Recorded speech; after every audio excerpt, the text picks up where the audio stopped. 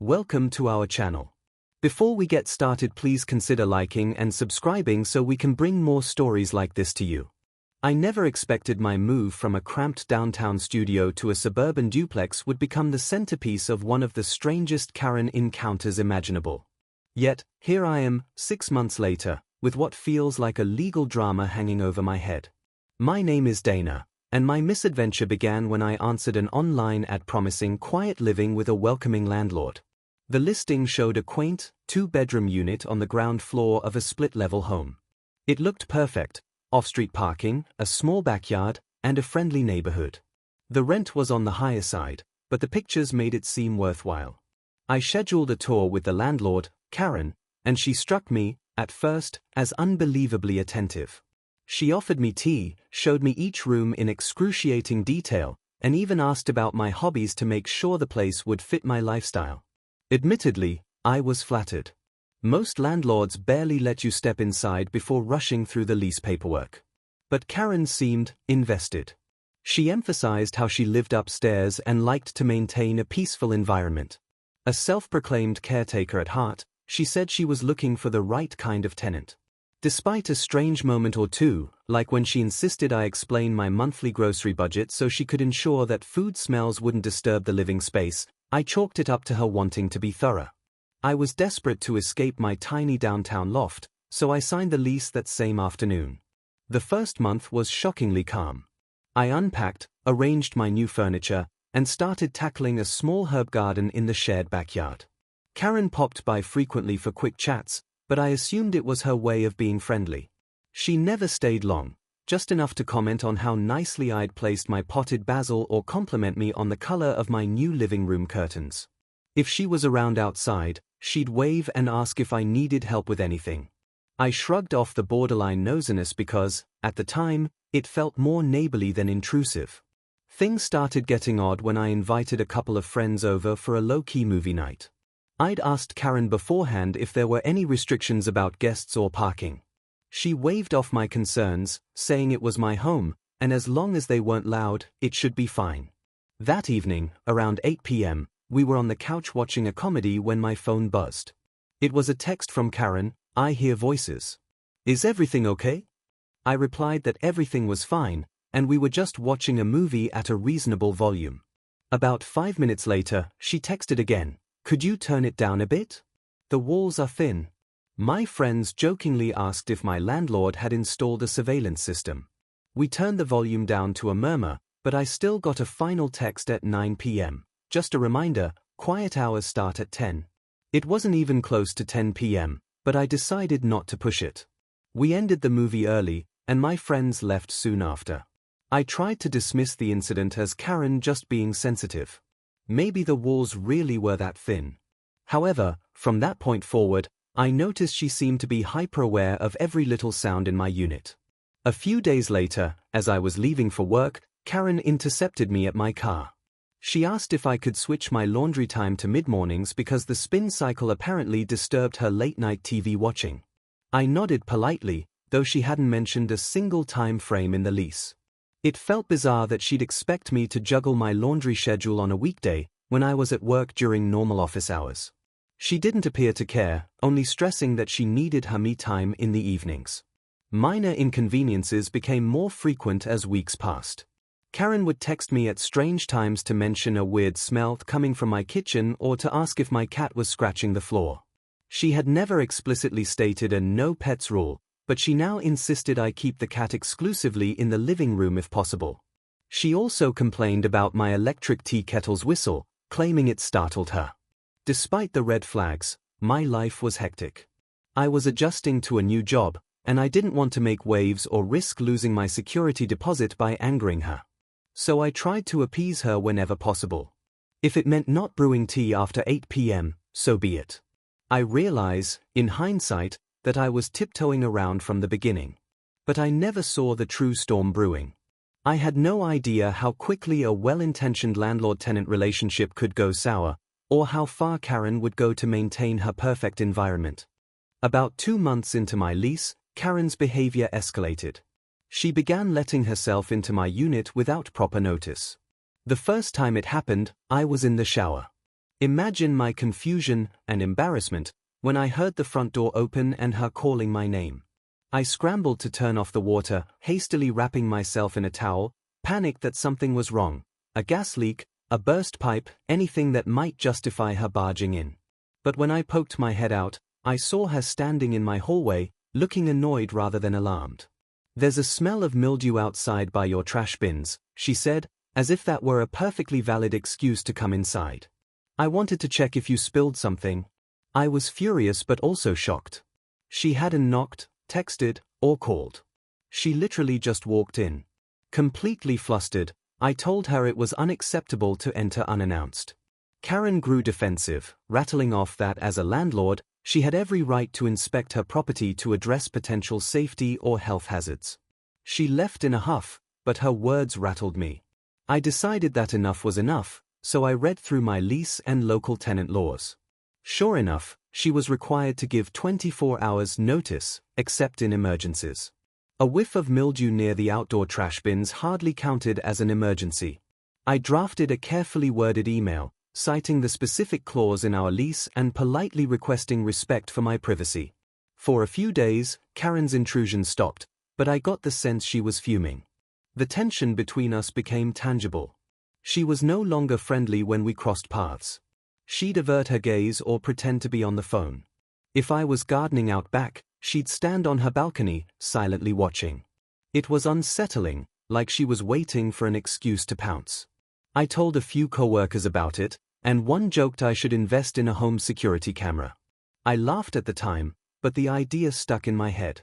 Then came the night she called the police on me. It was a Sunday, around 6 p.m., and I had decided to do some meal prep for the week. I'd been chopping vegetables and listening to music. No subwoofers, no raging party, just typical cooking noise. Suddenly, there was a knock on my door. When I opened it, 2 police officers stood on the stoop, looking somewhat embarrassed. One of them explained they'd received a noise complaint from the homeowner. A very concerned landlord stated her tenant was causing disturbances and possible damage. Completely dumbfounded, I invited the officers in to see for themselves. My kitchen was in full dinner mode, but it was definitely not a war zone. One officer glanced around, shrugged, and muttered something about "sorry to bother you," but we had to respond. I stepped outside to speak with them privately, and that's when Karen appeared on the upstairs landing, arms folded, glaring down. "She's using large utensils and banging them on the counters," Karen insisted. "She's been clattering around for hours. I can't hear myself think."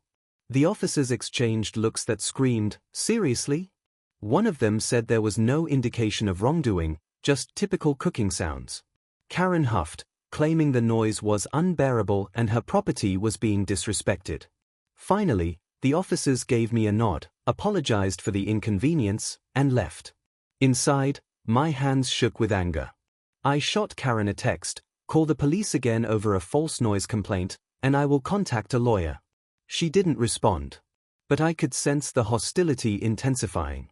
I worried about my security deposit. I could see Karen, in her frustration, deciding that normal wear and tear was damage. And she clearly wasn't above exaggeration, so I began taking photos of every corner of my unit to document the current state. I also started keeping a small journal where I logged every bizarre incident, the times she entered unannounced, the laundry demands, the phantom smells. I wasn't sure if I'd ever need to use this evidence, but a gut feeling told me to gather it. When I confided in a neighbor who lived a block away, she nodded knowingly. "Karen tried to rent one of her rooms to my cousin last year," she said. "He left after 3 months, she's just too much." That neighbor also mentioned that Karen had some sort of ongoing dispute with the city over property taxes. It might explain why Karen was so on edge. Maybe money was tight, and she was determined not to lose a penny. I had no intention of failing to pay rent or damaging her property, so the real issue had to be control. Karen needed to micromanage every detail of her tenant's life. And I refused to let her push me around. Little did I know that the police visit was just the beginning. Karen's next step went beyond annoying texts and unannounced visits. She would take this conflict from petty everyday drama to the realm of legal threats and intimidation, making it crystal clear she wasn't going to back down without a fight. 2 weeks after the police incident, I came home to find a typed letter slid under my door. It was stamped with Karen's name and address at the top. Inside, she claimed I had violated multiple lease terms, allegedly hosting unauthorized guests, making excessive noise, and failing to maintain hygienic standards in the property. She demanded I vacate the premises within 30 days or she would pursue legal action. I almost laughed at how absurd it was. The so-called unauthorized guests had been my own mother, who visited for a weekend. My mother was a retired schoolteacher who crocheted in her spare time, hardly a wild party animal.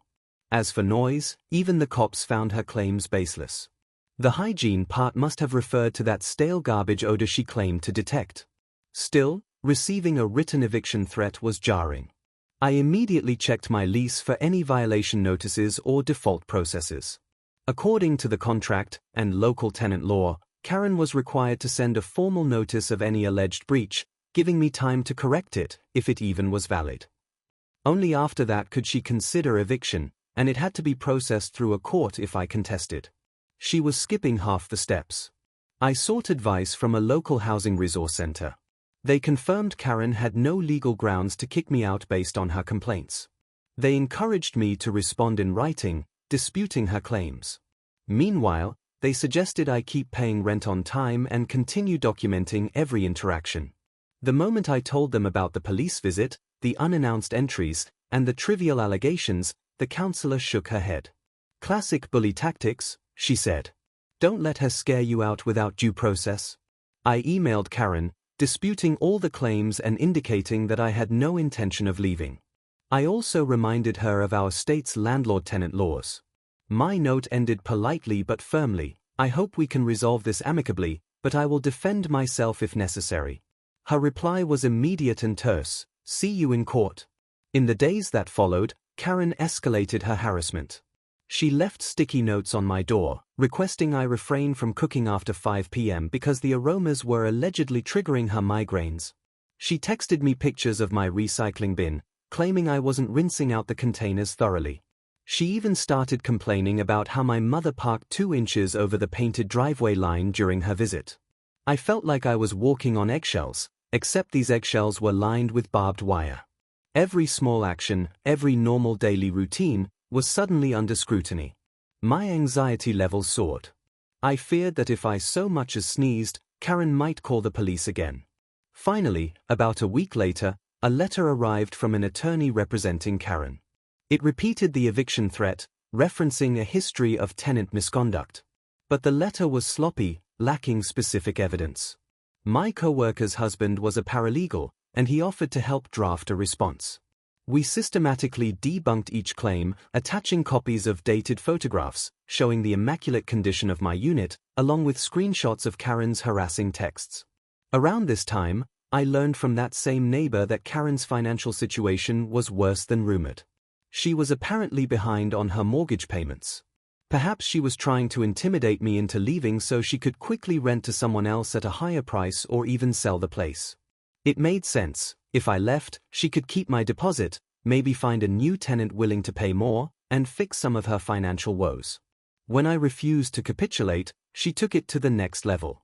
One morning, as I was leaving for work, I noticed my car's back tire looked suspiciously flat. There was a jagged puncture mark, like it had been slashed. I couldn't prove Karen did it, there were no security cameras, but it felt too coincidental.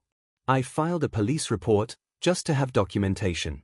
The officer who showed up was the same one who'd come to my unit for the noise complaint. He recognized the address and gave me a sympathetic look. "I can't say much without evidence," he said, "but keep an eye out. This is a civil issue, so it's not likely we'll get heavily involved unless it escalates." I felt helpless. I was dealing with someone who viewed every minor grievance as a justification for extreme measures. My friends urged me to move, but I refused to let Karen bully me out without cause. It was a matter of principle now, and I needed that security deposit if I were to find another place. With the mounting tension, it was inevitable that Karen would try to bring her hollow threats into a courtroom. I just didn't realize how quickly that day would come, or how unprepared she was for the reality of a legal showdown. Less than a month after sending me the eviction notice, Karen officially filed a small claims lawsuit. She claimed damages to her property, scratches on the hardwood floor, a warped cabinet door in the kitchen, and emotional distress from my alleged harassment. My summons arrived via certified mail, giving me a date to appear in court. I won't lie, seeing those legal documents made my stomach churn. Nobody wants to be dragged to court, especially when you're in the right. But I realized I had my own case: breach of privacy, harassment, false police reports, and the threat of wrongful eviction. After a quick consultation with a pro bono housing advocate, I filed a counterclaim to recover any legal fees and to protect my security deposit. Court day felt surreal. The small claims hearing took place in a modest courtroom with worn benches and a tired-looking judge. Karen arrived wearing a stiff blazer, her hair pulled into an impossibly tight bun. She shot me a glare as she shuffled her mountain of papers. I tried to remain calm, armed with my folder of text messages, photos, and documented incidents. Karen went first, dramatically describing how she had never dealt with such a troublesome tenant. She claimed I destroyed her flooring by moving heavy furniture around, repeatedly used pungent cooking ingredients that gave her migraines, and brought rowdy guests late into the night. She even tried to spin the story about calling the police as if she feared for her safety. When it was my turn, I presented timestamps, text evidence, and photos showing the pristine floors, taken before and after I moved furniture. I showed the judge the messages Karen had sent, demanding I not cook after 5 p.m., asking me to keep my cat confined, entering my unit without notice, and so forth. I explained that the only guests I'd had were a couple of close friends and my own mother, typically gone before 10 p.m. I highlighted how even the responding police officers hadn't found any disturbances. The judge, a middle-aged woman who seemed keen on practicality, asked Karen if she had any photographs of the alleged damage. Karen waved vaguely at a handful of pictures that looked like random scuffs and normal wear and tear. It was clear the judge wasn't impressed. Landlords must expect some minimal wear, she noted. Where is the proof this was caused by negligence or improper conduct? Karen's rebuttals quickly lost steam. When the judge asked why Karen had threatened eviction without following the proper steps, Karen stammered, claiming my behavior was so erratic that normal procedures didn't apply. The judge cocked an eyebrow, clearly unimpressed. As for the emotional distress angle, the judge bluntly told Karen that small claims court typically doesn't handle that. And if Karen felt genuinely threatened, she should have obtained a restraining order or involved the police in a more formal manner. By the time I finished, I had laid out a timeline of events that portrayed Karen as harassing me, calling the police for trivial reasons, sending me baseless eviction notices, possibly even tampering with my car tire. I couldn't prove the tire incident, but it strengthened the narrative that she was acting out of desperation. The hearing lasted about an hour. The judge took a short recess, then came back with a ruling. Karen's claims for damages were denied.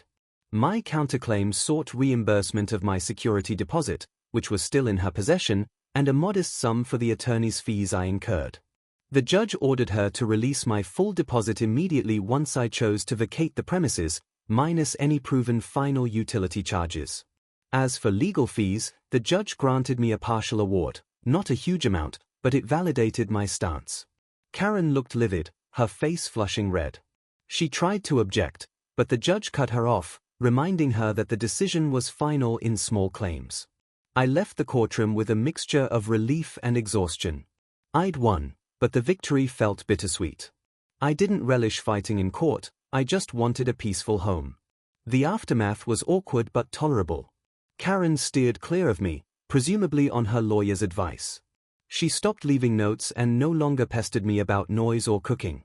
A few weeks later, I found a new place, eager to break away from the tension that hung in the air. True to the court order, Karen refunded my security deposit, though she waited until the absolute last minute. On move-out day, I took one final look at that duplex, my dream home turned nightmare. It was a harsh lesson about how a landlord can make or break your living situation. If there's one piece of advice I'd give anyone, it's to research landlord-tenant laws and document everything. You never know when you'll need that paper trail to protect your rights. I still feel a pang of anxiety whenever I hear someone walking around overhead or sense that a neighbor might be listening too closely. But I remind myself that not every landlord is a Karen. Some folks truly respect boundaries. The important thing is to stand your ground when something feels off, no matter how persuasive or intimidating the other person may be. I never expected to spend part of my life in a courtroom battling my own landlord, but hey, life has a way of surprising you. I'm just grateful I had the support system and evidence to see it through, and a judge who recognized the difference between normal tenant behavior and a baseless Karen meltdown. I can only hope my story helps other renters avoid a similar ordeal. After all, home is supposed to be where you can relax, not where you're constantly looking over your shoulder.